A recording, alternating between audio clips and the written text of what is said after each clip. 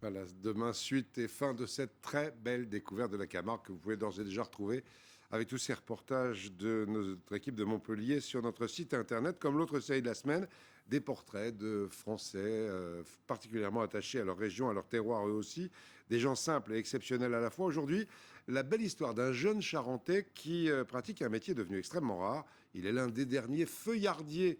Il fabrique des cercles en bois pour les fûts des grands crus.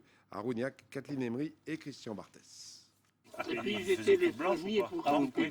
Même les anciens, réunis dans leur abri traditionnel, ont tenté de le décourager. Devenir feuillardier au XXIe siècle, une idiotie, disait-il. Quel tonnelier en période de vache maigre commanderait encore longtemps ces cercles en bois de châtaignier à usage purement décoratif?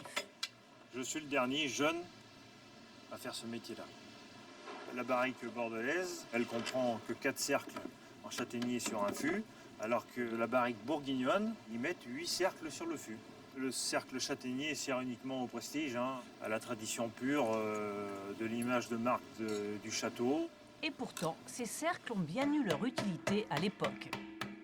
L'usage à l'époque était principalement pour les faire rouler sur les bateaux et puis aussi pour les petites bêtes dans les chais. Ils venaient d'abord piquer le cercle en châtaignier avant de venir piquer la duelle pour ne pas faire partir le jus des fûts.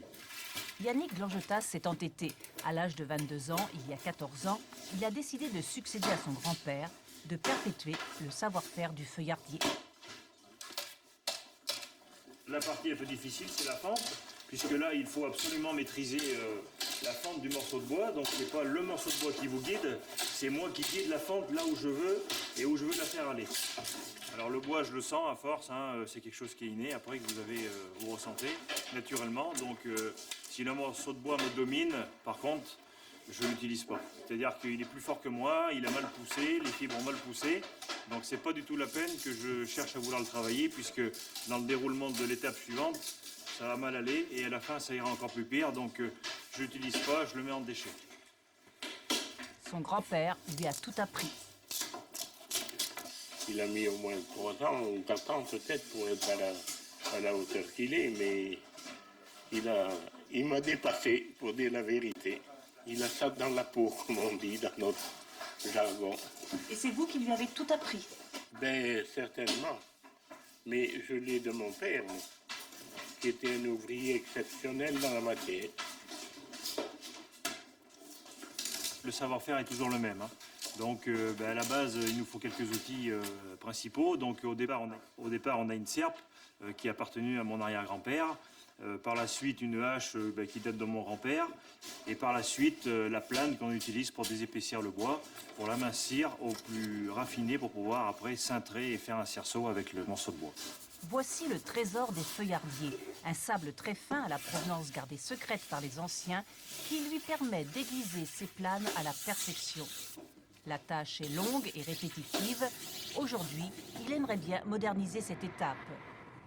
À 1 heure de chez lui, un des derniers taillandiers de la région lui propose une solution qui respecte la finesse Regardez, de j'ai l'outil. amené un outil, Oui. Ah, une plane. une plane. Mais je vais lui montrer d'autres choses où il pourra y gagner du temps et parfaire encore ce savoir-faire.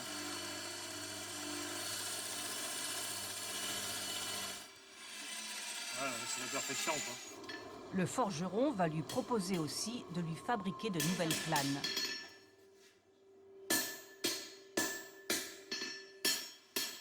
Quand on voit les vieux métiers disparaître, franchement, moi, ça me met les larmes aux yeux parce que je me dis, mais c'est notre patrimoine qui part. Nous, on est boulimique de savoir-faire. Et dès qu'on peut apprendre avec un ancien, on le fait. Et surtout, on reproduit et on transmet. 60 à 80 000 tiges en châtaignier passent chaque année entre ses mains. Le dernier des feuillardiers a fait un pari peut-être pas si fou en définitive. Les années passent, les grands crus français continuent de lui passer commande. Même les Américains et les Chinois réclament désormais à grands cris leur fût cerclé. Le dernier